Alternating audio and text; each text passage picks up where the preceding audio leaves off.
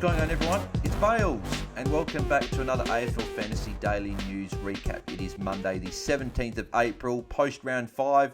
Gather round was a great round, got to a fair bit of footy myself being here in Adelaide. I think 4 games in total, and it was just, good to get to watch some footy in person. But we've got some news coming out of the round, most of it being MRO news. So it's a bit quiet on the other news, but we'll get stuck into it. So the big one for a lot of coaches, unfortunately, we suspected that this would happen, but Tom Green has been offered a 1-match suspension by the MRO for his dangerous tackle on Josh Ward.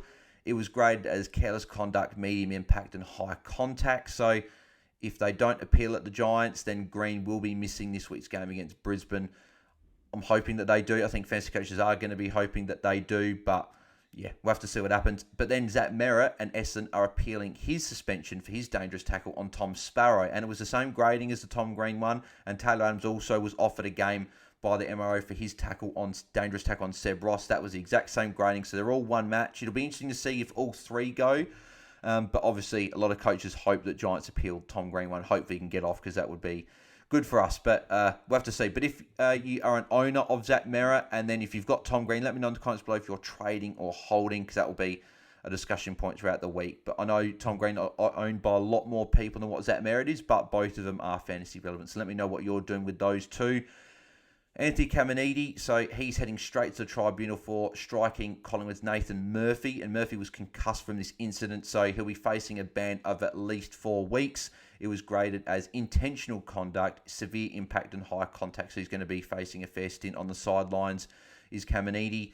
A few coaches have got him on the bench. You could potentially downgrade him to get some cash to go to another rookie, because he made a decent amount of cash, but he's going to be missing a fair bit, so that is something that you could consider as well.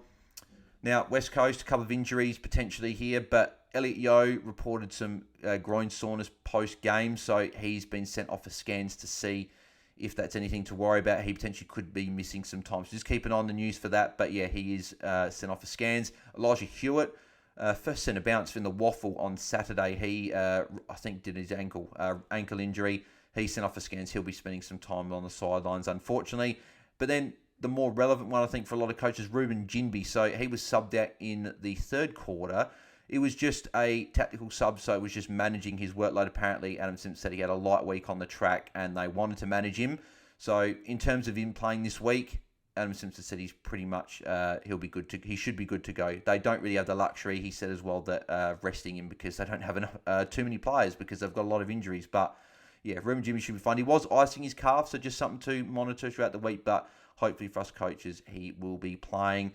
And then probably the only other final bit of news, a couple bits of news as well, is Jack Steele. Ross Lyon confirmed that he'll be returning this week against Carlton, and he said he'll be going head-to-head with Paddy Cripps. So that'll be a good matchup for those two, but Jack Steele return, good for a lot of coaches to keep an eye on him moving forward, because we know how good of a player Jack Steele is, a gun, so we're going to want him in our side at some point throughout the year.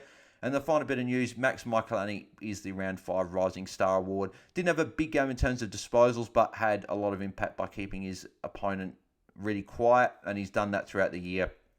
He's had a great start to his career at the Crows, so well deserved for Max Michalanney. So that's all the news today. If you did enjoy the video, make sure you leave a like. Also, subscribe to the channel if you haven't already. I think we're 875 now, so only 125 away. So if we can get to that 1,000 mark, that'd be absolutely fantastic. So appreciate everyone's support so far. If you haven't subscribed yet, bottom right-hand corner, and appreciate if you can subscribe. Also, turn notifications on so you don't miss when I go live or upload any other content in the future. All my social media links are in the description below as well. Leave in the comments if you've got any trade questions, what you're doing with Tom Green and Zach Merrett, or any other general questions, leave them in the comments below, and I'll get to those whenever I can. So I'll be back tomorrow for a round review and another AFL Fantasy Daily News recap. So until tomorrow in those videos, I'll catch you then.